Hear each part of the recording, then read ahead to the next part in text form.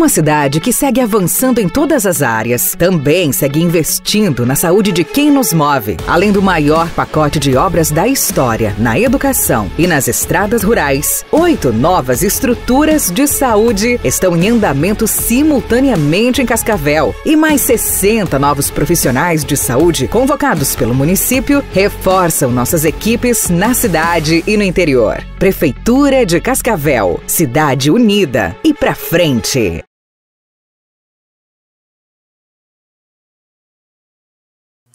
Bem, meus amigos, minhas amigas, volto a esse programa para atender algumas reivindicações de nossos internautas. Algumas eu acabei contando ali e daí desisti.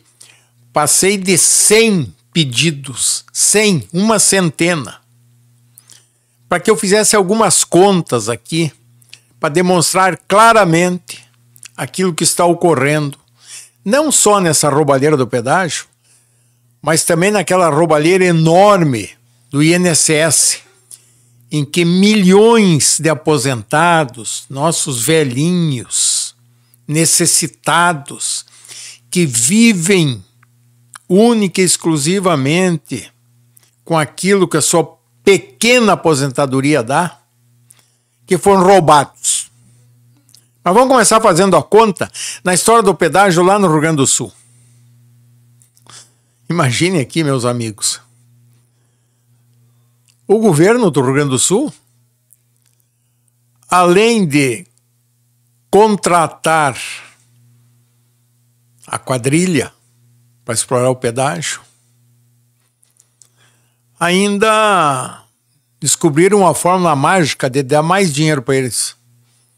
Em vez da cobrança do pedágio, distanciar as praças em 80, 100 quilômetros, como são distanciadas aqui no Paraná, lá no Rio Grande a quadrilha conseguiu garantir que a cada 18, 20 quilômetros tem uma praça.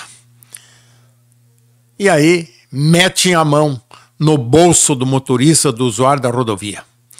Isso é uma vergonha, isso é uma imoralidade, isso é uma tremenda de uma sacanagem com o povo. E daí, ainda, a gente constata que o governador, candidamente, não, vamos dar 1,5 bilhão de recursos do Estado, dinheiro que está faltando, viu, senhor governador? Dinheiro que está faltando na saúde, na educação, na segurança, na indenização, na ajuda daqueles que foram no ano passado. Não foi há 10 anos atrás, não. No ano passado, que sofreram os prejuízos, os danos com as enchentes. Esse dinheiro que você quer dar para a quadrilha aí do pedágio, está faltando, viu, governador? Está faltando. Ele precisa ter uma destinação correta, séria, honesta. Não é colocar no bolso de quadrilheiros. E aí ainda vem um secretário do Rio Grande do Sul tentar explicar o inexplicável. E nem conseguiu, não é? Veio dizer que o pedágio é necessário porque sem o pedágio não há estradas no Rio Grande do Sul.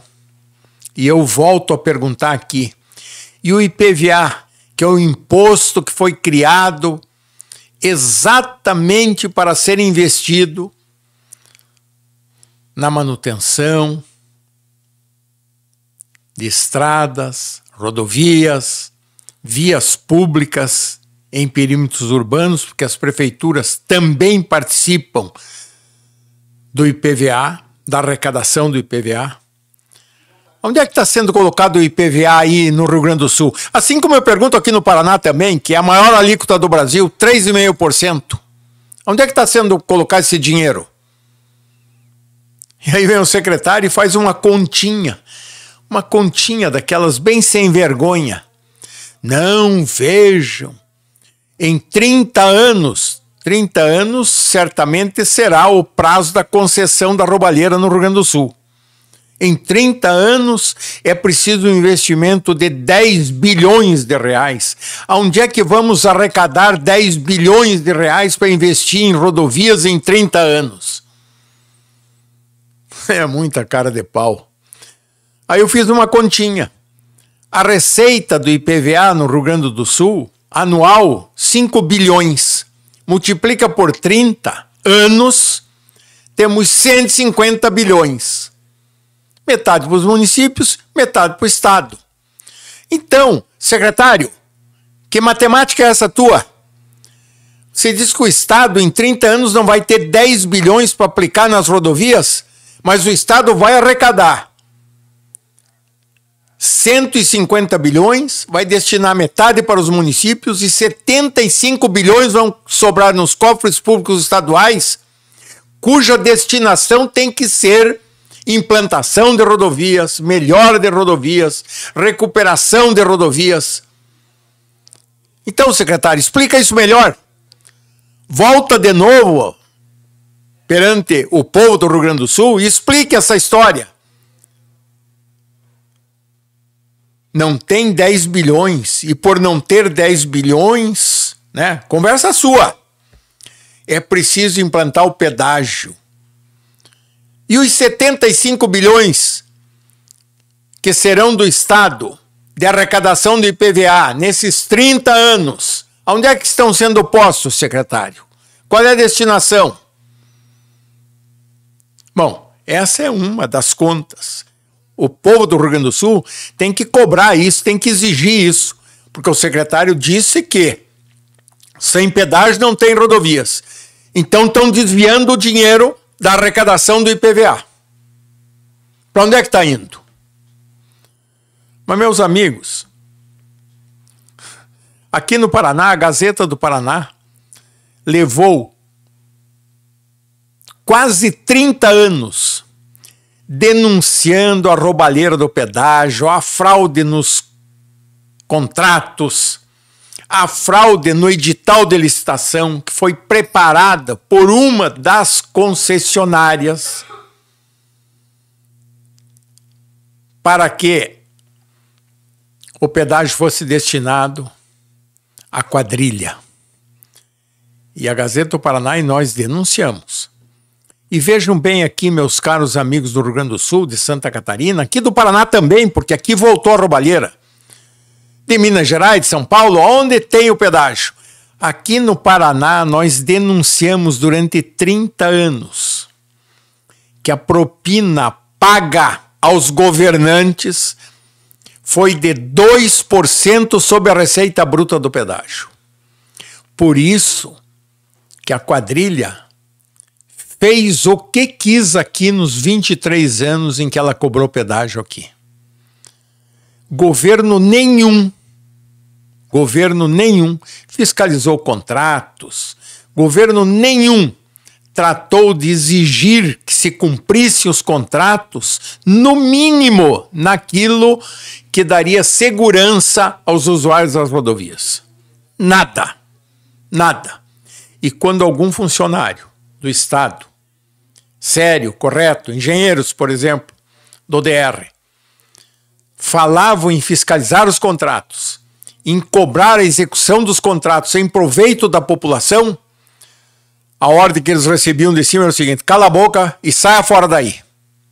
Claro, vocês imaginem aqui o que é 2% da receita bruta do pedágio de propina, paga regiamente. E assim acontece no Brasil inteiro, porque o modelo é o mesmo, a quadrilha é a mesma.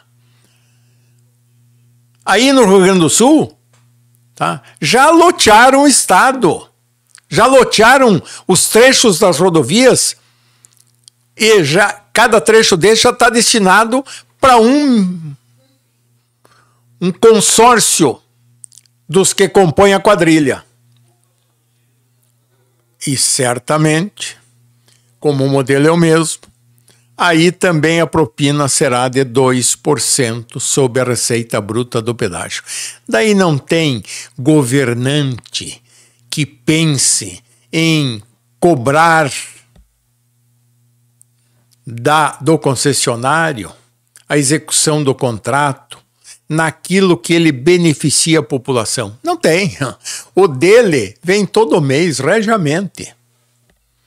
Meus amigos do Rio Grande do Sul, meus amigos gaúchos, abram o olho em cima disso. E eu falei só um pouquinho do Rio Grande do Sul. Só um pouquinho daquilo que nós estamos sabendo que está acontecendo lá. Imagine, comecei dizendo que o governador disse vai dar 1,5 bilhão. 1,5 bilhão para a quadrilha. E além de tudo, além de dar 1,5 bilhão do dinheiro que está faltando hoje nos cofres do Rio Grande do Sul, para atender as necessidades da população, ainda vão permitir, meus amigos do Rio Grande do Sul, aqui como no Paraná, tá lá 5, 6 anos, entendeu? Ou 3 anos, para que eles só cobrem. E aí, cobrando, enchendo as contas de dinheiro, comecem daqui 5 anos, 6 anos, 3 anos, fazer obrinhas. Isso se até lá a propina não convencer o governante de plantão de fazer um aditivo contratual para desonerá-los, para postergar as obras, para mais tarde, para que eles continuem faturando mais, roubando mais do motorista, do usuário da rodovia. É isso aí, meus amigos. É isso que acontece com a quadrilha do pedágio no Brasil inteiro. No Brasil inteiro. Disse para vocês, aqui no Paraná, recomeçou o roubo. Recomeçou. E aqui são 6 anos, 6 anos para que eles comecem as obras. Mas daqui 6 anos, vai aparecer um governante aí que já vai fazer um acordinho com eles, porque todos esses governantes aí estão dominados por essa quadrilha, que paga propina, 2% da receita bruta, e daí vão postergar a obra aqui. Mas teve um governador aqui no Paraná, cara de pau, as obras estavam postergadas por outro governador que antecedeu a ele. Daí veio ele, e sabe o que ele fez? Fez uma reforma total no contrato. Retirou a fiscalização. Retirou. É o tal contrato preliminar, que a Gazeta do Paraná tem cópia. Contrato preliminar, vê até o nome. Eles inventaram lá, preliminar, para dizer que vinha outro depois. Nesse contrato preliminar, ele não só retirou todas as obrigações das concessionárias, mas também as obras que estavam postergadas, ele desonerou-os de obrigação de fazê-las. É, meus amigos, é isso. É isso. Quadrilha que domina o poder público. E não é só no Paraná, aí no Rio Grande do Sul, em Santa Catarina, no Brasil inteiro. É uma quadrilha. Mas eu quero agora, estou falando em quadrilha, então vamos continuar falando em quadrilha. Mas quero falar um pouquinho do INSS agora. Olha, eu ouvi esses dias atrás um jornalista, amigo meu, conceituado, numa rede de televisão, dizer uma verdade assim, 2 palavras. Governo vigarista. Vocês imaginem aqui o seguinte, nesse último roubo no INSS aí, foram 7 bilhões que roubaram. 7 bilhões. Roubaram de quem? O INSS deixou que roubassem o dinheiro dos aposentados. Aquele dinheirinho pequenininho que o aposentado espera o mês inteiro para receber, para poder comprar o seu remédio, para poder comprar o pão, enfim, para sobreviver. Sobreviver. Porque a aposentadoria daqueles que foram roubados é tão pequena, tão insignificante, que praticamente não dá nem para sobreviver, mas é uma ajuda. E a pessoa conta com essa ajuda todos os meses. Vai lá comprar o remédio. Remédio cujo preço no Brasil é um roubo também. Porque, como existe quadrilha do pedágio, como existe a quadrilha do INSS, existe a quadrilha dos laboratórios que dominam o país e impõem o preço que querem nos remédios. E fazem chantagem, encosta o governo na parede. Olha, ou aumenta o preço ou paramos de fabricar, e aí o povo vai morrer por falta de remédios. Essa é a verdade. Me digam que isso não é verdade. Mas quero voltar ao assunto da aposentadoria, das pequeníssimas aposentadorias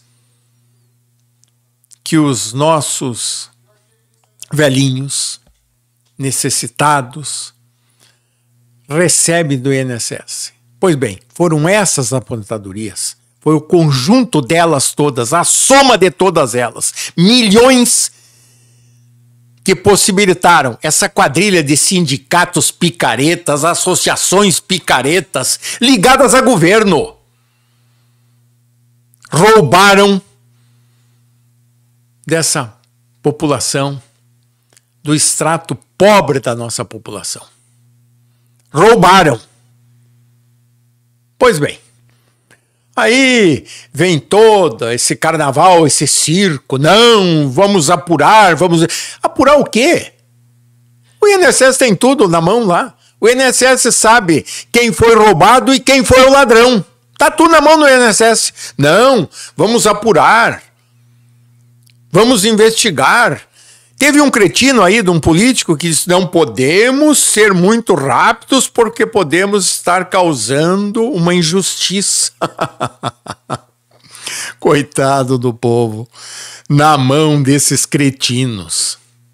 Pois bem, aí agora anunciam que vão começar a pagar, mas só pagarão administrativamente para aquele coitado, roubado, aposentado, que concordar em receber e não ir buscar os seus direitos na justiça.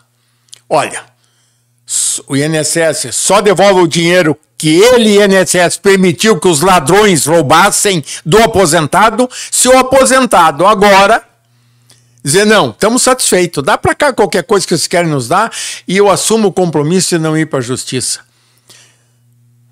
Olha, é um bando de vigaristas mesmo, né? O jornalista, nosso colega, tem razão. É um bando de vigaristas. É só vigarista. Agora eu quero fazer uma pergunta aqui para o INSS, que não quer que o pobre aposentado que foi roubado vá buscar seus direitos que o INSS está negando na justiça. Quero fazer uma pergunta aqui. Dos ladrões que vocês sabem quem roubou, vocês sabem, porque foram vocês que permitiram eles roubarem os aposentados. Algum está preso? Tem algum sendo investigado? Pergunto isso para o INSS. Quero perguntar também para o Ministério Público, para a polícia. Por quê? Se não tem ninguém preso e o roubo foi explícito, todo mundo sabe do roubo, o INSS sabe em detalhes, porque permitiu que roubasse os aposentados. Precisa investigação para prender o ladrão em flagrante. E tem algum ladrão preso? Nenhum. Daí vem uma resposta, volto a repetir, nesse circo que eles armaram aí para prejudicar a população. Eu quero perguntar aqui também a quem de direito. Contam e alardeiam. Não, nós fomos na casa lá do Careca e tinha 17 carros lá dentro. Pegamos 17 carros. Fomos na casa lá do amigo do Careca e tinha 10 milhões de reais. Pegamos os 10 milhões de reais. Vamos lá, não sei aonde, na casa do outro vigarista lá e juntamos mais 2 milhões de reais. E mais a propriedade lá, que custa 8 milhões, também essa. Como se isso fosse uma resposta satisfatória ao roubo. Só esse, que tem mais. Tem outros roubos do INSS. Ao roubo de 7 bilhões de reais dos aposentados. Vamos somar tudo isso que eles andaram pegando e que estão alardeando como se isso aí fosse a solução do problema. Soma tudo. Dá quanto? 200 milhões? 300 milhões? O que é isso? Isso é menos de 5% do roubo. Menos de 5% do roubo. E o resto? Mas o INSS sabe quem roubou. O INSS sabe para quem que esses intermediários, os careca da vida aí, entregaram o produto do roubo. Ficaram com a comissão deles, claro. A comissão resultou em 17 carros, em uma casa de 10 milhões, entendeu? Por aí afora. Em dinheiro vivo, no cofre lá, escondido no colchão da cama. Mas isso não é nada. Isso não chega a ser 5% do roubo. E aonde que estão os 95% do roubo? Pegaram alguns desses picaretas, desses que se escondem em associações e em sindicatos picaretas. Sindicatos picaretas. Pegaram algum? Prenderam? Não, porque eles têm a proteção de cima, né? Eles são parentes. É bom. Vocês sabem. Vocês sabem do que eu estou falando. Então, vejam bem, meus amigos. O nosso querido colega tem razão. Isso aí é um governo de vigaristas. Só vigaristas. Esta que é a grande verdade. Prestem atenção. Se realmente houvesse nesse país governantes sérios, corretos, que fossem investigar, só no INSS iria se constatar que o roubo hoje passa de 100 bilhões. Sim. Imaginem quantos empréstimos consignados em nome de aposentados que nem sabem que usaram o seu nome e a sua aposentadoria para tomar empréstimo em banco. Essas quadrilhas, picaretas, sindicatos, associações, picaretas. O INSS fornece a eles todas as informações e eles tomam dinheiro emprestado em nome do aposentado. Pois bem, mas agora cabe a outra pergunta. Então o INSS vai começar a pagar? Já começou a pagar? Tem mais que pagar. Mas o dinheiro para pagar sai da onde? Está saindo do Tesouro Nacional. É o dinheiro que o Tesouro arrecada cobrando impostos. Essa carga tributária enorme que nós temos no Brasil, que esfola o contribuinte, as pessoas, as empresas. Esta enorme carga tributária resulta em superávit de caixa. Aí eles pegam do caixa do governo para devolver para o aposentado. O aposentado tem que receber, sim. Não tem conversa.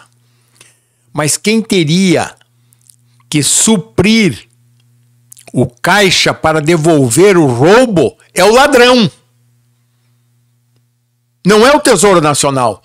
Porque o que está no Tesouro Nacional é fruto do pagamento de impostos de todos os brasileiros, inclusive dos aposentados. Vocês vejam a injustiça.